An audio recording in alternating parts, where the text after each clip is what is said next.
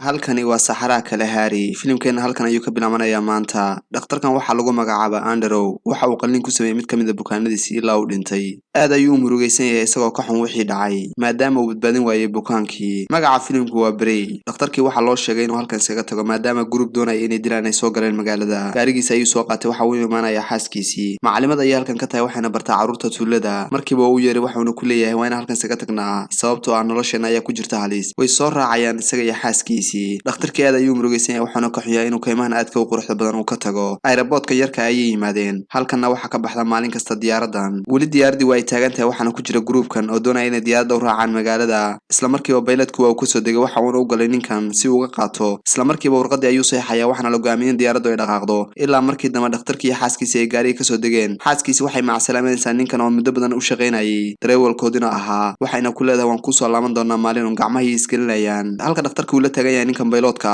waxa uuna ku leeyahay waxaan u baahanahay inaan qaadid laakiin waxa uu ka oranaya waa soo daahdeen ilaa uu markii dambe dhakhtarkii u dhaho waxaan kusinayaa lacag fiican waa uuna ka ogolaaday xaaskiisii waa ay soo kala dhaqaaqayaan ninkii Afrikaanka ahaa ilaa markii dambe boorsooyinkii uu halkan soo saaray isla markiiba bayloodkii waxa uu tuuraya boorsooyinkeedu waxa uuna ku leeyahay ma qaadayna boorsooyinkan ilaa uu markii dambe dhakhtarkii ku qanciyay in diyaaradda dambe uu soo saari doono berri diyaaradii waa ay kacday waxayna gashay hawada dhakhtarkiina waxa uu daawanayaa xayawaanada ku nool Kalahari iyo quruxda dabiiciga ee deegaanka uu leeyahay isla markiiba xaaskiisa ayuu la hadlayaa ilaa markii dambe diyaaradii ay ku timi cilad waa ay gariraysaa bayloodkiina waa uu xakameyn kari leeyahay diyaaradda ilaa ninkan Afrikaanka uu ku qaliyo kuna yiri maxaa ku dhacay diyaaradda laakiin waxa uu sheegay inay tahay wax normal ah bayloodkina wuxuu isku dayay inuu weli xakameeyo diyaaradii ilaa markii dambe diyaaradii ay dhan ay garirtay kadibna waxa qarxay matoorkii kulligood sare ayay u kaceen diyaaraddiina waxa ay ku soo dhacday dhulka dhakhtarkii iyo xaaskiisii gacmaha ay haystaan markiiba waa uu soo kacay waxa uuna fiirinayaa xaaladda dhammaantood waxa soo gaaray dhaawacyo fudud balse ninkan waxa dhimatay xaaskiisii waa uuna ku dul ooyayaa dhakhtarkii waa uu soo kacay waxa uu fiirinayaa xaaladda ilaa uu arkay in xaaskiisii ay ku jiifto diyaaradda qayb ka mid ah kadibna waxa uu dalbanayaa in xaaskiisa laga caawiyo si uu uga soo saaro halkan isla markiiba nimankan ayaa u imaanaya waxayna fiirinayaan xaaladda gabadha ilaa ay soo jiideen lugteediina waxa ay gashay meel halis ah dhiig badan ayaa ka socda gabadhan halka ninka xaaskiisii ay dhimatay uu halkan ku aasay waa uuna ku dul ooyayaa dhakhtar Andrew waxa uu daweynayaa xaaskiisii waxa uuna u dejinayaa niyadda bayloodkii waxa uu ka soo baxay diyaaradda waxa uuna qiimeynayaa xaaladda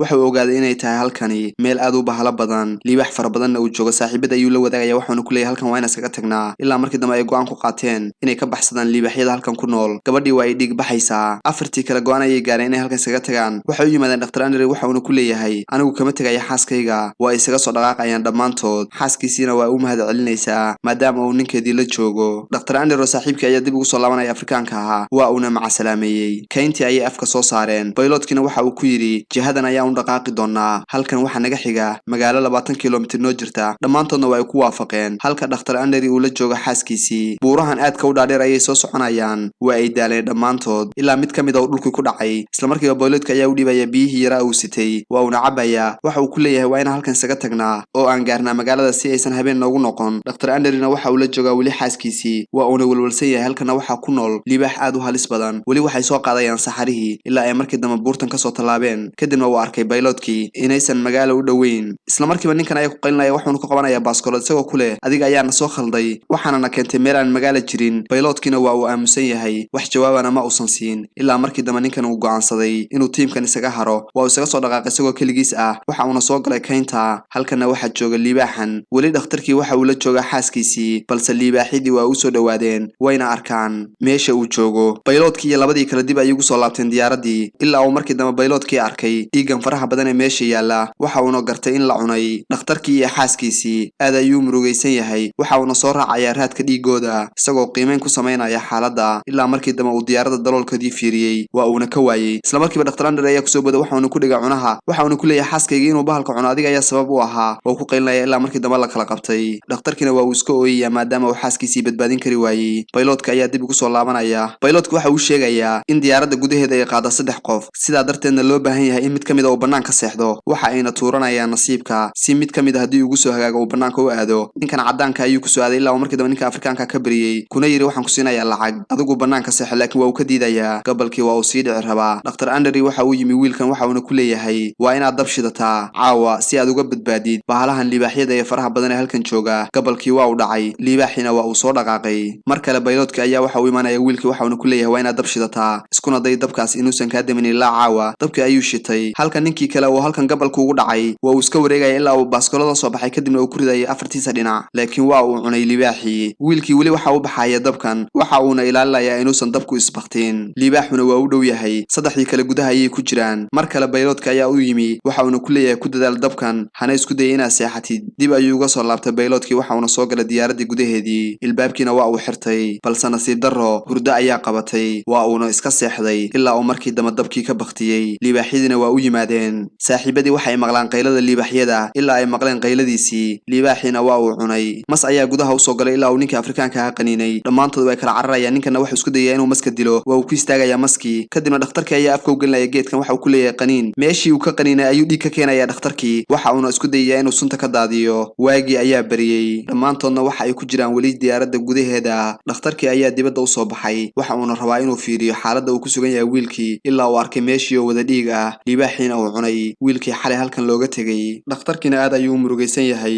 bayloodkii waxa uu ka soo saaray ninka afrikaanka ah oo maska cunay diyaaradda waxayna ku khasban yihiin inay halkan ka lugayaan laakiin dhakhtarkii waa uu ka diiday waxa uuna ku leeyahay anigu idma raacayo ilaa markii dambe uu baylotku isku dayay kuna yidhi waa uu ku khasbayaa inuu raaco laakiin weli waa uu diidan yahay dhakhtar Andri waxa uuna leeyahay halkan ayaa rabaa in naftiga kaga baxdo ilaa uu markii dambe arkay dhakhtarkii bayloodkii oo qaylinaya kadibna waa uu soo fiiriyey bayloodkiina wuxuu arkay gaari ku soo socda aad ayay u farxayaan dhammaantood ilaa uu dhakhtarkii sare u kacay farxad darteedna uu la qoslay gaarigan ayaa u yimi kadibna waxaa ka soo degay nimankan qoryaha wata qoryihii ayay ku qabteen ilaa uu markii dambe jilbaha dhigtay dhakhtarkii waxayna ku leeyihiin maxaad u socoteen waana gruub gaangis ah oo ugaarsada dadka caddaanka ee halkan usoo dalxiis taga ninkan afrikaanka ayaa ku qaylinaya waxaanu ku leeyahay waa dhakhaatiir deegaankana ka shaqeeya ninkani waxa uu eegayaa dhakhtar Andri laakiin nasiib darro ninkii afrikaanka ahaa madaxa ayaa xabad laga saaray waa uuna dhintay bayloodkii afka ayuu qabsaday waxa uuna ka murugaysan yahay in saaxiibkii hortiisa lagu dilay labadii ayaa halkan lasoo fariisiiyey wiilkan ayaa u imaanaya waxa uuna ku leeyahay kama kici kartaan halkan gaarigiina waa uu ka tegay waxa uu aaday magaalada bayloodkii ayaa waxa uu arkay hal mar labadii nin oo seexday kadibna waxa uu isku dayayaa inuu qoryaha ka qaato si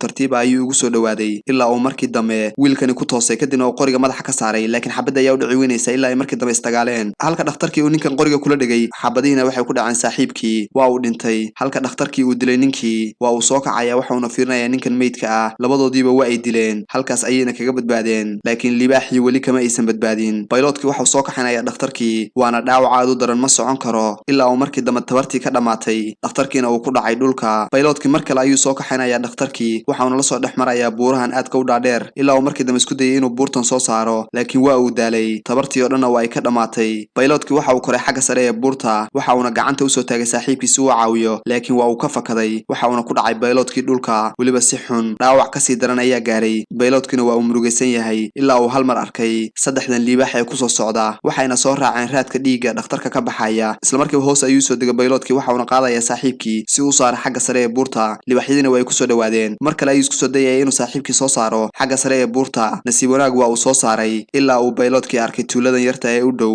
aad ayuu u faraxsan yahay laakiin libaaxii weli waa uu daba joogaa mana uusan ka harin waxayna urinayaan weli dhiigga raadka ka baxaya dhakhtarka kadibna waxay usoo dhawaadeen buurtii xagga sare ayuu ka arkayaa libaaxyadan oo kusoo socda islamarkiiba waa uu iska qarinayaa libaaxyadii waxay waayeen raadka ilaa uu markii dambe mid ka mid a uu kusoo jeestay fahmayna meesha ay joogaan dhiiggan ayuu urinayaa libaaxani laakiin saaxiibkii shaatiga ayuu iska saaray waxauna ismarmarinayaa dhiigga saaxiibkii si uu u khaldo libaaxa islamarkiiba go-aan ayuu qaatay bayloodkii waxa uuna istusay libaaxa isagoo qaylinaya ilaa uu markii dambe buurta iska soo tuuray libaaxiina waa uu baxsanayaa waa uu qabtay ugu dambayn halkaas ayuuna ku cunay libaaxii bayloodkii diyaaradda waa uu soo soconaya dhakhtarkii ilaa uu markii dambe dhulka ku dhacay kadibna waxa uu fiirinayaa labadan dhurwaa ee kusoo socda islamarkiiba waa uu istaagay dhakhtarkii waxauna isku diyaarinaya inuu dagaalamo dhurwaayadiina waxay isku dayayaan inay ka bajiyaan si uu cararo waxa uuna soo qaatay geedkan dhulka yaalla si uu isaga difaaco islamarkiiba waa uu kusoo ordayaa ilaa uu hal mar arkay dhurwaayadii oo ka cararay roob ayaa yimi waxa uuna isku tuuray dhulka isagoo afka u dhigtay dhibicda roobka si uu biyo uga helo nasiib wanaag kooxda reer baadiyaha ayaa u timi waxayna usoo kaxeeyeen dhankii tuulada halkaas ayuuna ku badbaaday daawadayaal filmkeeni maanta halkaas ayaan kusoo gabagabeynay fadlan muuqaalka like saar si uu gaaro meel dheer channelka haddii ay tahay markii kugu horeysay aana soo booqatana subscribe noo saar waa ku mahadsantihiin markale daawashada muuqaalka